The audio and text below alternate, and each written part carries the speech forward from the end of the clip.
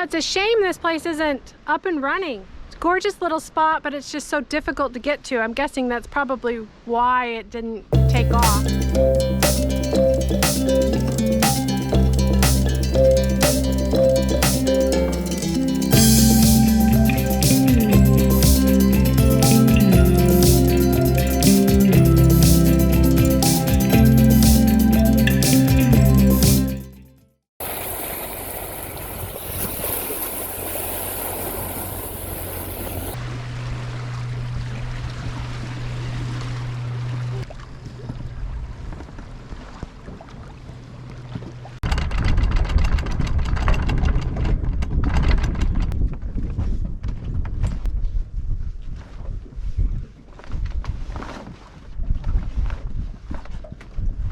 We're gonna go snorkel, do a little bit of spear fishing while we're here in Queimada, and check it out. There's supposed to be a whole bunch of pillars over in the corner. We're gonna go check out and see what we can find.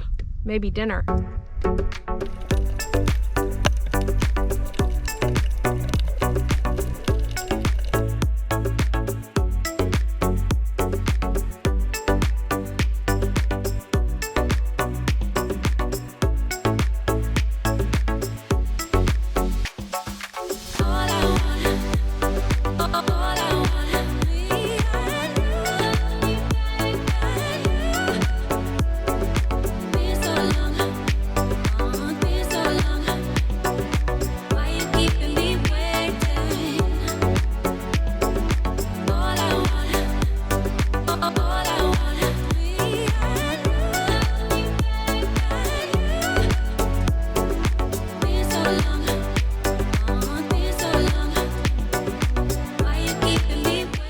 So snorkeling was pretty good. We were only out there for about 45 minutes because Sam caught a fish. So then we hurried back to the dinghy and got it back to the boat to take care of it because we realized we didn't have half the stuff we needed to take care of the fish. But the snorkeling was actually pretty good. I feel like I say that a lot. It seems like each place we go, it gets better and better and better. And Queimada is nice and warm. There's pockets of warm coming up through the sea floor.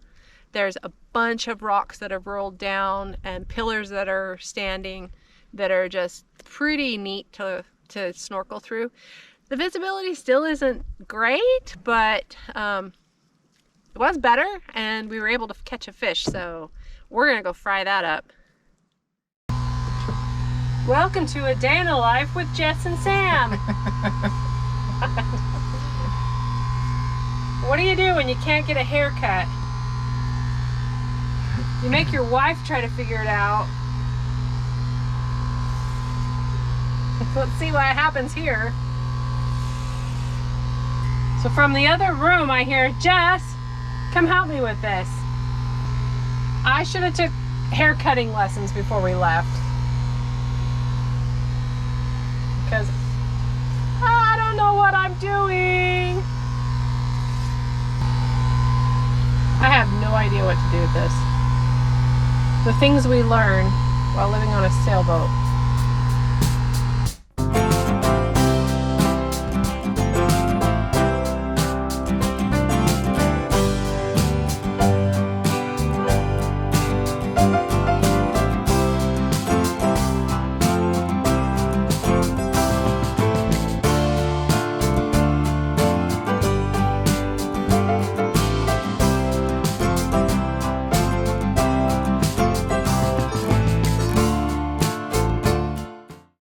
So we walked across the desert from the bay we're anchored in, only about a mile, it wasn't that far. And we came upon this abandoned resort, like hotel type thing. And this place is great. Most of the place is pretty run down and been destroyed, but then there's this one main room here. These beautiful murals on the walls. It's in really good shape. They got this great furniture. It makes you wonder what happened to this place, why it didn't take off, or what the real story is. People have obviously been in here over the years and they've taken really good care of it. They haven't destroyed it, which is nice. It hasn't been vandalized. Other cruisers have left some painted shells and little tokens and stuff, bottles of whiskey and rums and whatever. The view is just fantastic.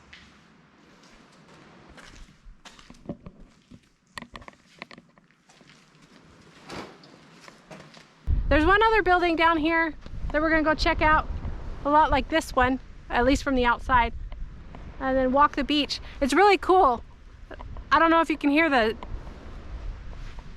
waves behind us, but we really haven't heard breaking waves on a beach in a while, and it's kind of nice. It seems like the bays that we've been trying to get away from weather, and it's just been nice and quiet. But to have a little bit of this beach ocean vibe, it's kind of nice. Now let's go check out these other buildings.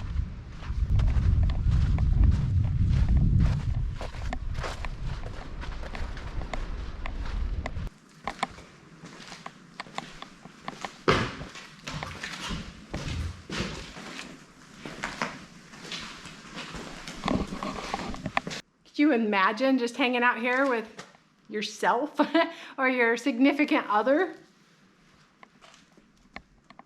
Or a bunch of friends? They can all camp out on the hard parts. Yeah, we think this one over here is more of a private suite. It's like a master bedroom back there, private showers, and this great big huge living room.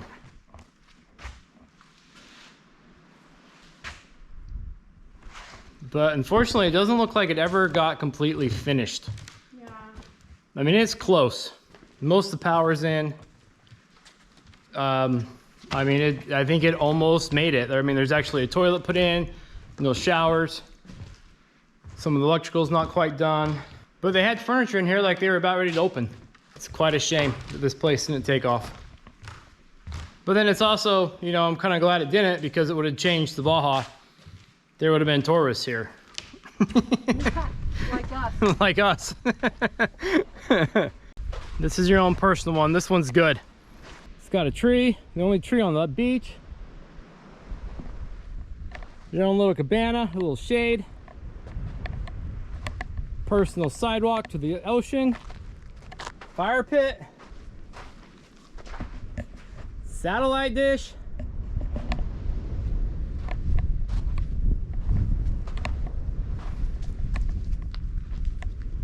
It's a nice set of stairs. I think this one's pretty much done. Pictures up. There's light fixtures, there's pictures on the wall. But this would be the one I think I'd rent right here. Oh man, seeing this old forklift almost makes me want to go back to work. Almost. Not really. It's a shame it's just sitting here rusting away in the desert though. What did you just say? What was that? What did I hear you just say? You didn't hear me say anything. Right. That's funny. Well, I think that's it for our exploration of this beach, this resort. We are gonna hike back to the boat, figure out what to do the rest of the day. Get some lunch.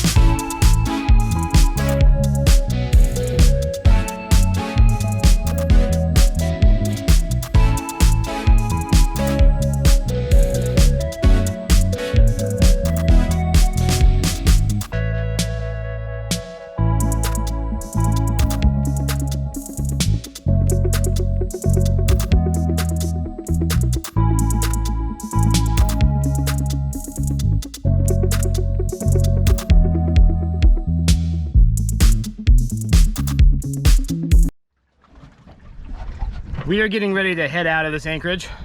Our diesel engine is still broken, so we're going old school. We're learning how to be purists, how to be sailors. Who needs a motor anyways? They're overrated. They smell, they're loud, they're noisy, they make noise, and they're hot, heats up the cabin. I mean, all that is true, but we are trying to fix our motor. We're waiting on parts, so at the moment we sail on and off our anchor. Off of it's not that bad, and today I thought we'd show you how we sail off our anchor. First off, we make sure the boat is entirely ready for heavy weather sailing, even if there's not much wind. Everything's stowed properly, all the lines are up, the charts are on. I've pulled the snubbers off so that the solar can recharge the batteries a little bit before we yank the chain up. Paddle boards are up. We should be good to go. I'm just finishing up the last little bit of tidying. All right, so the next thing we do is we raise the mainsail up.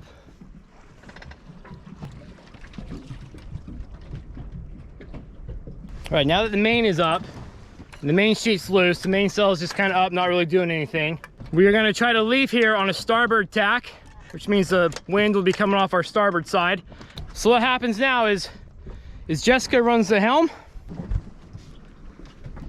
She's going to try really hard to keep the wind on our starboard side. I'm going to start pulling the anchor up.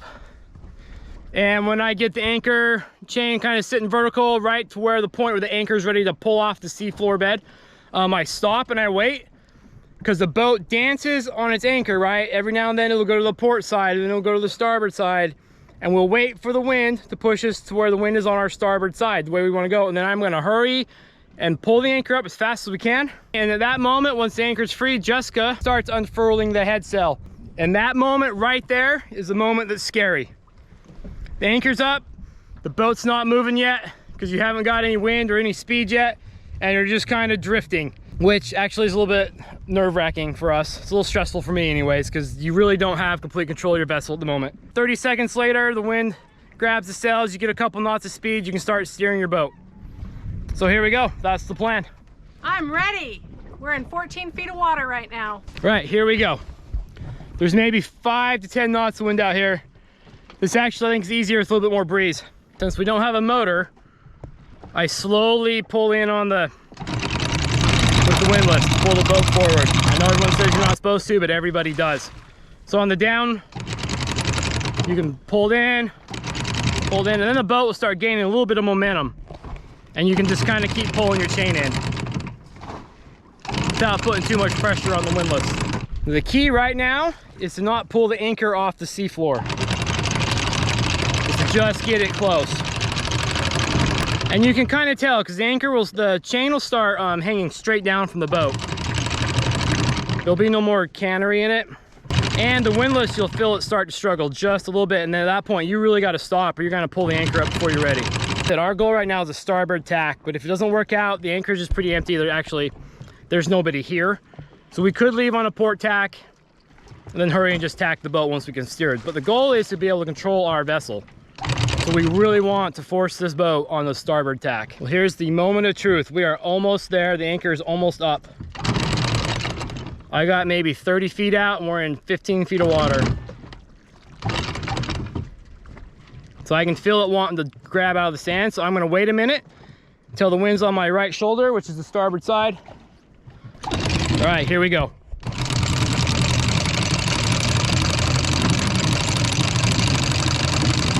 You're free. So Jessica's sheeting in the main sheet real hard. She's gonna unfurl the head sail on the port side. There we go. She's starting to fill.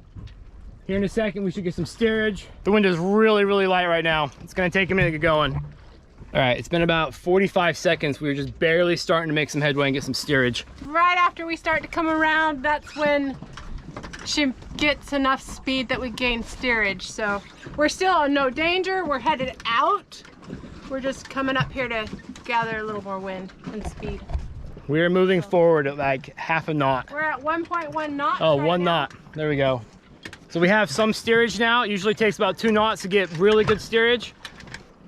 All right, now that we're moving slowly, I'm gonna go finish putting the anchor away because I feel like we have control of our boat.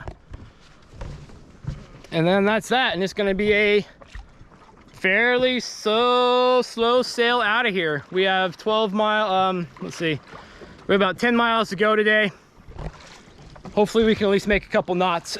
But that still takes, that still will take us 5-6 hours. So hopefully we get out of this bay, we pick up a little bit of wind. There's a big channel that runs through here and hopefully some wind's funneling through it. But that's it.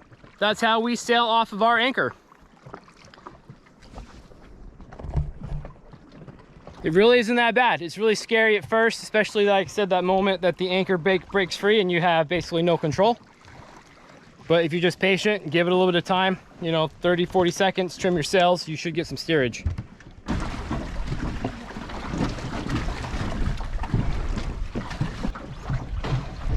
Here we are creeping along at 1.5 knots.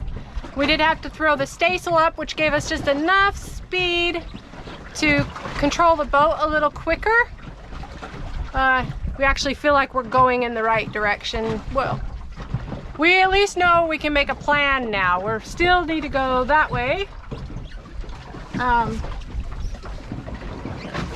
But sometimes you have to sail with the wind, and so it says we go this way, and we will tack back out, and we'll probably have to tack a couple times. But all in all, it reminds you to slow down and relax, because I can walk faster than this just on a normal day. I got one more thing. Uh-oh.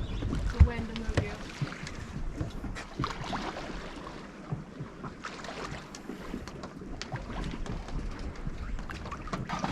It's quite fascinating, you know, using the wind to move you. We ain't got very far. We don't have enough wind. The waves are just pushing us back. We've tacked, but we're almost going right back where we started, right back to our anchor. The yellow is where we just came from. We're basically following our track out, back in.